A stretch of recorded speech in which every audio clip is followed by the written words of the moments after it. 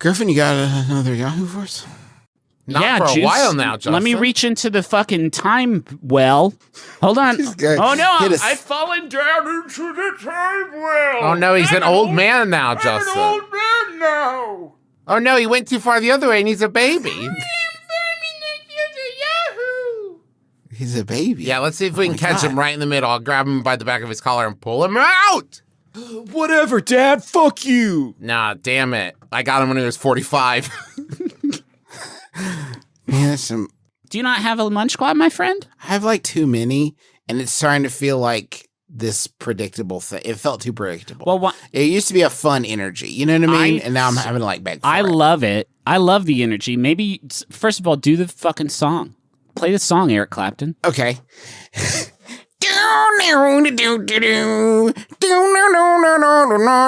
A Munch Squad. Munch Squad. This is the new theme song. It's pretty good. Why don't you just give us some log lines and then like let me and Travis be your sort of navigators through this water. And if there's something that I don't fucking trust you guys to do that. Okay. Oh, okay. Honey Baked Ham has a new. Okay, first off, I have just sort of an addendum. A correction. Okay. What'd you do? A quick addendum to, not a correction. Addendum. What'd you do? No, nothing. What'd you fuck Hodgman, up? I did ask John Hodgman if the Taco Bell crispy chicken sandwich taco, where they're trying to get beef going. Hodgman has made basically his entire career is based around deciding whether or not a hot dog is a sandwich. I noticed so that. I asked him to like weigh in on this, and he said, and this is sort of like official. As you can hear on his podcast, Judge John Hodgman, he makes these sorts of rulings all the time, and they are binding. It's a taco inspired by a sandwich. That's what Hodgman told me. All right. And that's official. I like that. He said it's like, like the famous Reuben taco. And then like an hour later, he texted me, or a tuna melt taco. It's like, well, we get the concept, I think. We got you. Do you know what happened with that last one? Is Hodgman thought about a tuna melt taco, and he's like, fuck, that'd be delicious. And then he just... That's what he actually said. Like, now I'm thinking about this. I think he made himself hungry. I think so, too. That's a great idea. I think he practiced The Secret. I think he was visualizing. Honey Baked Ham is doing pumpkin spice glazed turkey breast. That sucks. Yeah. It sucks, right? No, that sounds great. What's wild is like in preparation for this limited time offering, Honey Baked did a survey, and they're like, the results reinforce the demand for fall flavor starts now. 69% agree fall has the best seasonal flavors. Yeah. In fact, 70% of people agree pumpkin spice is an essential part of the fall season. Okay, but those are two different things. Those are two different things, because you're saying that a lot of people love fall flavors and they acknowledge that pumpkin spice is essential to fall, not that they love pumpkin spice. 65% of people said pumpkin spice flavors should be available August through October. That's true. And 15% want the flavor to be available all year. So 65%, 59% said spending time with family and friends for gatherings is a favorite fall activity. Okay. And 71% of respondents said they feel disappointed when they miss out on an experience. What? there had to be a bit where you're like, what did you ask? I'm sorry, what was... I said, one more time? No, sorry, I said that. I just asked if you feel disappointed when you miss out on an experience. Do you mean a Honey Baked Ham sandwich experience, or just any experience? Just any experience. It's like, well, fuck, what's this for again? You say it's for ham? Can you? Yeah. Did you say 75%, Justin? 71% of respondents said they feel disappointed when they, quote, I'm just reading, miss out on an experience. I want to meet that other 29% who are so comfortable with themselves. They're like, if I miss it, I didn't need to be there, I guess. You're just like, I would have just fucked it up. You know me. And it's just...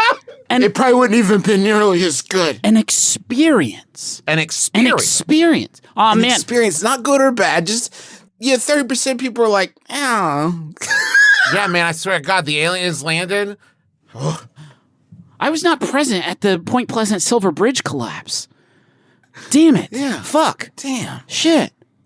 And I heard there was some really good ham there afterwards. But pumpkin spice, they're doing pumpkin spice ham. Yeah. Okay, cool. Sure. Why the fuck not? Yeah, why not? But that's not really what I'm kind of the thing I actually want to talk about. I just think that's funny. There's like a whole thing about what would you do. Here's what pumpkin spice lovers are willing to do to make it a year-round thing, right? I'd murder. 28% of people would shave their head bald. Okay. 27% of people would go a month without internet access. No, you would not. 27% of people would give up their smartphone for a year. Bullshit. Just learn where to buy pumpkin spice. It's a combination of flavor. You could do it yourself. It's like just nutmeg and cinnamon. They sell it. You can get bottles of it in the spice aisle with everything else. Anyway, Wendy's unveils hot and crispy French fry innovation. This is what I'm talking about. I'm going to stand up. Yeah. This is what I do Munch Squad for, because this is actual news, okay? It's been fucking 11 years, okay? For the first time, the chain is updating its number one selling product, which is, of course, the French fry. The French fry. The Wendy's French fry. Now, it's been 11 years since we've touched this recipe, and now we're going back to the drawing board. We're going to change it. The tag that they're using, they're sort of like in the drive-by. You see a lot of drive-by fast food coverage, and it's just like, we just need a quote. So what do you think? And they're like, yeah, it's like a lot of places do it bad, and we're going to do it good. They say the fast food chain developed its new fry offering to put an, quote, end to the disappointing, inconsistent fry experiences that other places still serve. Yeah. You see what they've done here? They're putting their fuck up on everyone else's. They're not changing it. You're right. Not because we fuck it up, but like other places do. Yeah. Now we're going to carry even more of the weight than we have already. The ball's in their court. QSR Magazine, which is sort of like secret source, my number one source for like when I want to go behind the headlines. Yeah. It's your secret sauce source. Yeah. So this has an interview with John Lee, the Wendy's vice president of culinary innovation, who is probably a genius at his job, but probably is one of the wilder interview subjects. I've seen a lot of John Lee's work, and it gets pretty wild every single time. Here's an example. It's basically one of those things where they're good. That's already a great start. It's basically one of those things where there were good fries out there, but there are not great fries out there. And we collectively got together and we told ourselves 2.5 years ago that good is definitely not good enough. Now, earlier in this interview, he says that they've been working on this recipe for months. So I guess there was like 2 years where they were like, we got to do something about the fries. Guys. Like, yeah, we know. Man, where do you even start? We're going to go full court press and figure out what's the best way to have our customers' backs. If fries are the most ordered menu item, we're going to create the best possible fry. So they asked John Lee, tell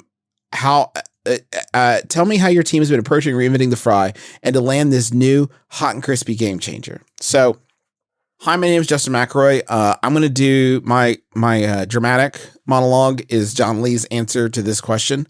And I'd like to read it for you now. Do you have a headshot that we could peruse? Yeah. Thank you. Yeah, here. Okay, thank and you. do you I'm so sorry I don't want to break your flow. Yeah, do you have a butt shot? No. It's on my Instagram. It's just all butt shots. Can you show me your butt? This is what you want. You make it clap. Make it clap. You gotta get the right potato. Once you get the right potato, you gotta make sure you're applying the right process. And we have a signature proprietary process that allows us to get the fry. Oh yeah. Yeah. That's the way he puts it.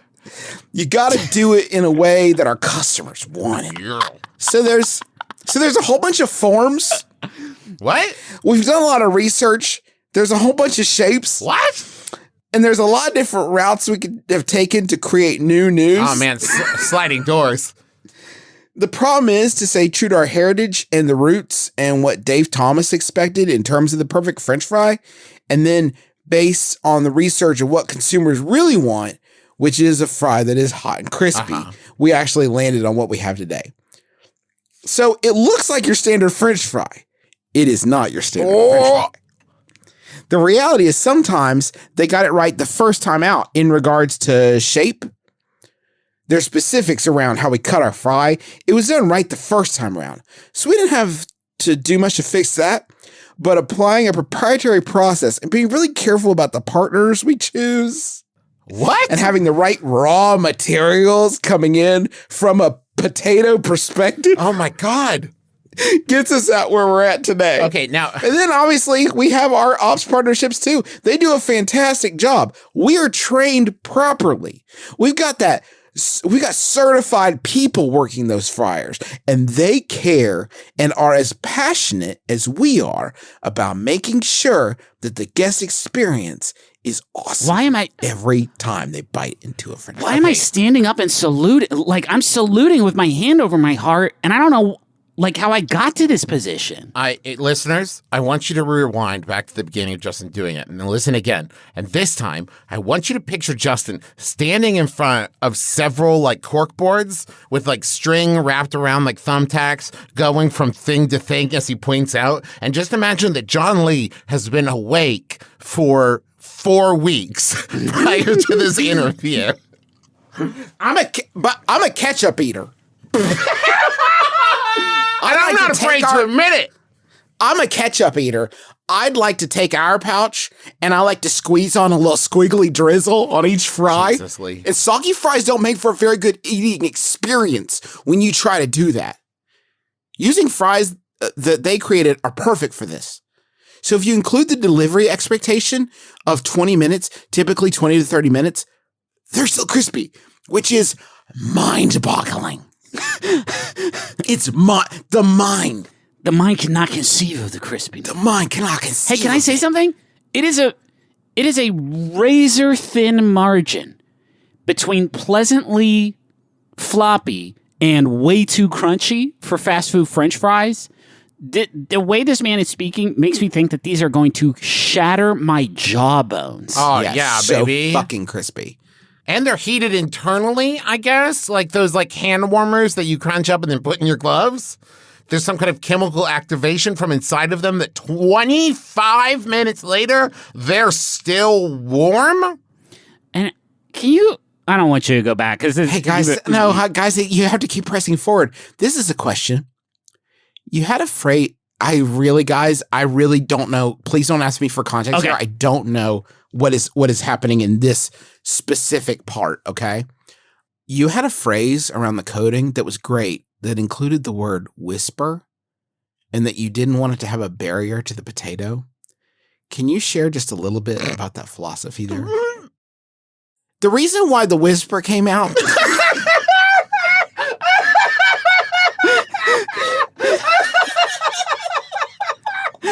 Yes, thank you. Thank you so much for asking. I was hoping you would bring up the whisper. Oh, thank you. Actually, that's so astute of you. Yeah. The reason why the whisper came out was because there are a lot of our competitors and options that we could have looked at that had heavier battering. But the beauty of our research was that it told us something very clearly that consumers really know their French fries. I love the French fry for the fact that it's natural sort of potato texture they want with the very light contrast in texture. Crisp on the outside, fluffy baked potato in the middle is how we always talk about it in our kitchens. You cannot do that if you start applying a whole bunch of batter, which may make it more crispy. Yeah. But you end up changing the actual overall eating experience of the French fry. Yeah. I know this gets deep into French fry. Does it, John? But this is what we do.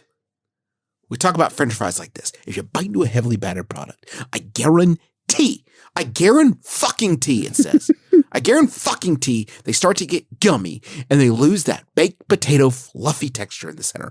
Our research tells us, most consumers, that is not good. John, honey, please come to bed. You've been up for days. John, please, the children miss you. Come home. But Mr. Lee, why should they not be married?